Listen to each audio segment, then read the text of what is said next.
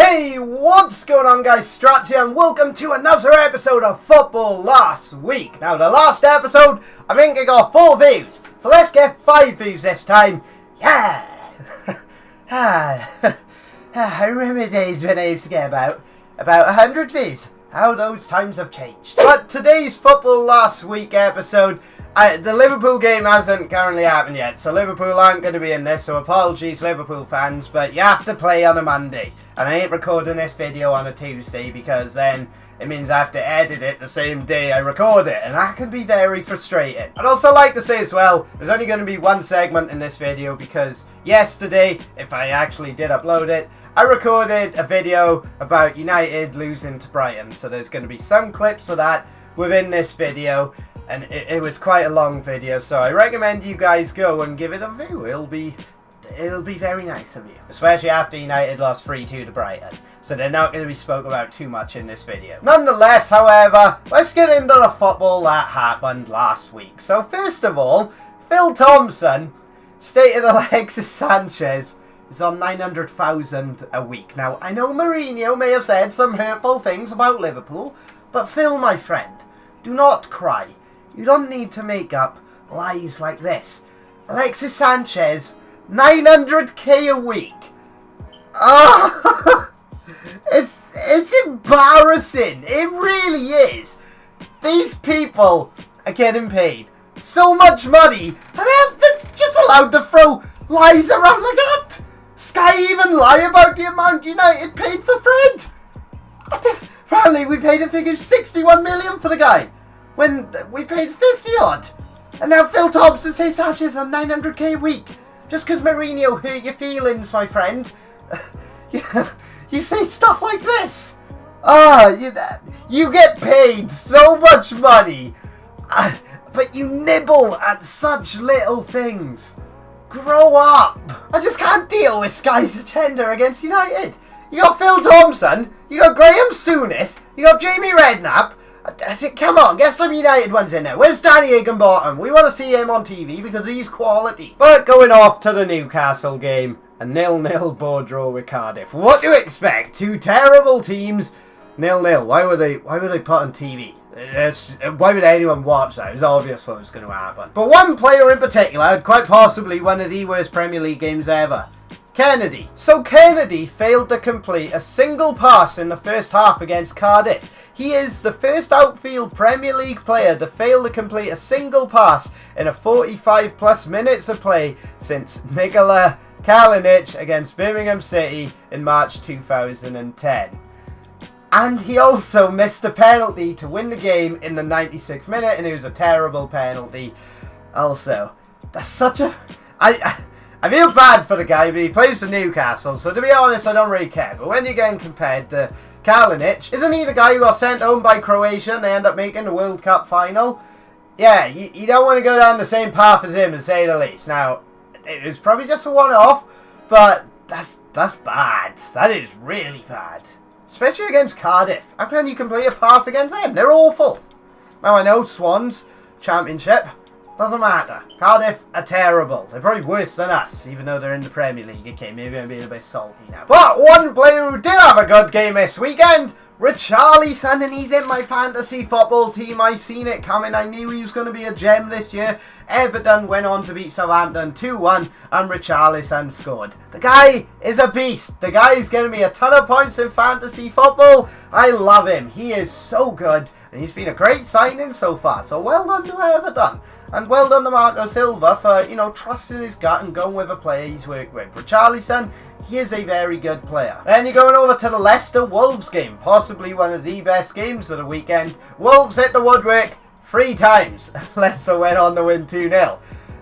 Leicester did get fortunate, but, I feel bad for Wolves. They're not doing as well as what I thought, but hopefully they will settle in and hopefully they will turn into that team that they were last year and just get a bit of luck, because I really do like watching Wolves. But it wasn't all good for Leicester City, because Jamie Vardy, he was not going to have a party at the end of the game. He wanted to go in for an old-fashioned leg breaker. Now he was a 50-50. He went in hard for the ball, got the ball first, but then his studs went up just under the player's knee, so around his shin area. Now I know, basic science, but it was a pretty bad tackle. Yes, he won the ball first, and some people say, oh, it's not a red card, he touched the ball first.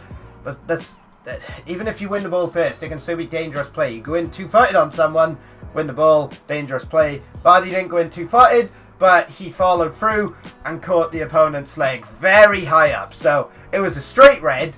If you don't think it is, seriously, just people argue about these decisions all the time. It's a red card. Get over with it. He deserved to be sent off. But Harry Kane, he scored in August. Now, I didn't believe he had the greatest game in the world against Fulham, but he scored in August.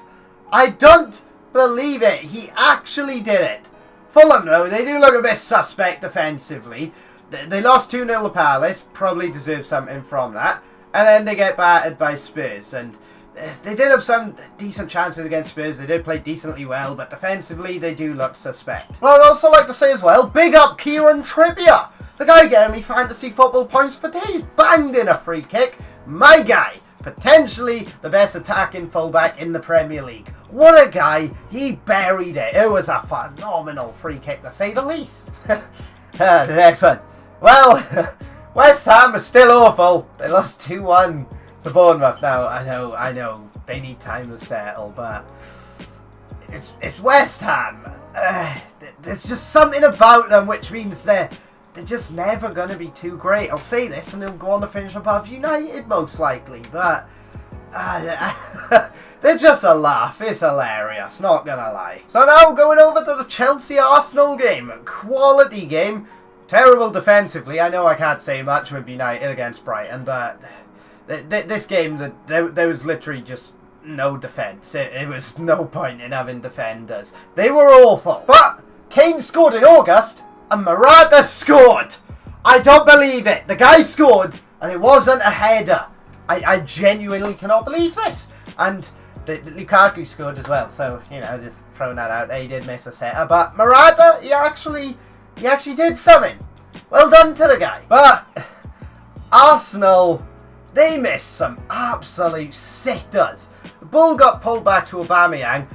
One of the easiest chances you're going to have, he blasted over the bar. Ball gets pulled back to Mkhitaryan, over the bar. I believe one got pulled back to Iwobi, over the bar. It was chances missed after missed after missed. Arsenal, they could have easily battered Chelsea if they actually took their chances. And to make it worse, Aubameyang's in my fantasy football team. Why does he have to do this? Why does he have to miss sitters? I mean, come on. And also in that game, Xhaka, he just was awful. He got subbed off at half time. Why is he still an Arsenal player? I love the people who say Xhaka was better than Pogba. Same people who said Bakayoko was better than Pogba, and he's off playing for Milan. Xhaka is awful. He is terrible. And that's an understatement. The guy shouldn't even be in the top 6 side. He is abysmal. He really is. He's so bad. Now we're going on to City, sadly. They beat Huddersfield 6-1. Huddersfield were terrible, but City were quality. Yeah, especially Mendy. But Mendy in my fantasy football team getting me points. Should have had, I believe, 3 assists. You only got given 1 of them. This is an absolute disgrace, man. But he's quality. He is phenomenal. The balls he plays in, him getting forward, he is great. And Sergio Aguero. Round of applause for Sergio Aguero. The guy is a beast. Even though I'm a United fan, I can appreciate Sergio Aguero. The guy is phenomenal. And in my opinion, people go on about Kane being the best striker in the Premier League. Nah, Aguero is. The only issue being with Aguero is he does get injured quite frequently. But Aguero, he just is phenomenal. He is such a good striker. He's a beast. He's a Premier League legend, to say the least. And City actually have a legend. Aguero. None of this Richard Dunn stuff anymore. Aguero's going to be in their legend books for sure. But to end the week, United lost 3-2 to Brighton. As I said, I did a very long video on this. It was very, very disappointing. 3 huge defensive mistakes and we concede 3 goals. Something didn't look right with the team. But now, gonna go into some of the parts I said in yesterday's video. If you want to watch the full video, head over to it. But I'm gonna leave some of the main talking points up next. So I hope you enjoy it, because I didn't enjoy recording it. Why did the board offer him a contract extension if we're not going to sign the players he wants? Why offer Mourinho something when you know he plays a certain way, you know he wants certain players? If we don't get him those certain players, you cannot expect results. Mourinho relies on having a solid defensive line. He relies on having good fullbacks. We don't have good fullbacks, and we wanted to strengthen in defence, but Ed Woodward, for some reason, makes these decisions at the club. It genuinely is worrying that we could be going down the Arsenal route, and that's what I believe we're becoming. A lot of Mourinho's so-called signings, are they actually his? But looking at the players that were signed by both managers, now Mourinho has spent a lot of money. Yet again, debatable whether he actually wanted the players. Nonetheless, a lot of money has been spent while Mourinho has been manager. But you look at Guardiola. This guy is hardly innocent with his spending. When the guy took over, he had a much better team than Mourinho. He had Aguero, De Bruyne, Sterling, company. He had a quality core to that squad. United still had Fellaini in their midfield. The levels. I don't think something like this would happen this early for United. But anyway, on the Muppet of the Week. And who better than another chairman of a club I support? Last week it was Hugh Jenkins. This week, Ed Woodward. I despise that guy, it's fair to say. Mourinho said he wanted centre-halves. I think it's fair to say we needed them. Now, that's not an excuse against Brighton. We shouldn't have conceded 3. But just the problem is more than what people say. People say Mourinho's the problem.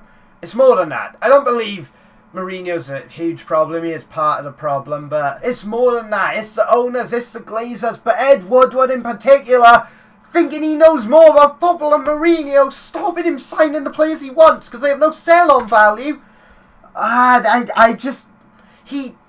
He's good at making money. He is not good at signing players we need if we want to challenge for things. He's this week's Muppet of the Week. I don't want to say too much about him. It's bad enough losing to Brighton. I was hoping someone else would be the banter club of this week. Of course, it had to be United. Hopefully Liverpool lose to Palace. They're not going to, though. They're probably going to batter them like 4-0. Sad times to be a United fan, to say the least. But anyway, if you want to make me feel better, drop a like on this video. Subscribe to the channel if you're new around here. Next week, there will be skits. This week, though, because United last been feeling a bit down, to say the least. But next week, if we lose whatever, there's going to be skits. And we have Spurs, I think. So there's a very real chance we are going to lose. But anyway, I hope you guys did enjoy. Apologies for the shorter video. If you like them being this short, let me know in the comment section down below. But anyway, until next time, have a nice day. And I'm out. Adios.